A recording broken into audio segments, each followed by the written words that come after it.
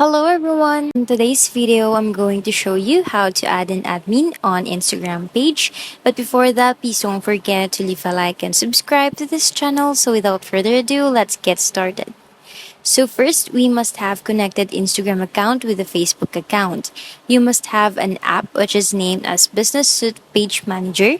Search it from your Play Store or App Store and install it. After that, open it and log in your Facebook or the Instagram password. From here, click on the three lines, click on the settings, and then you have to connect your account here.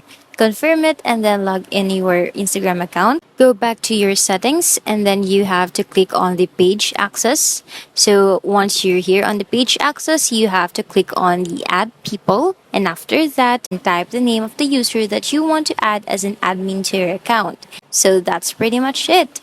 Thank you for watching and I'm hoping to see you on the next video. Bye!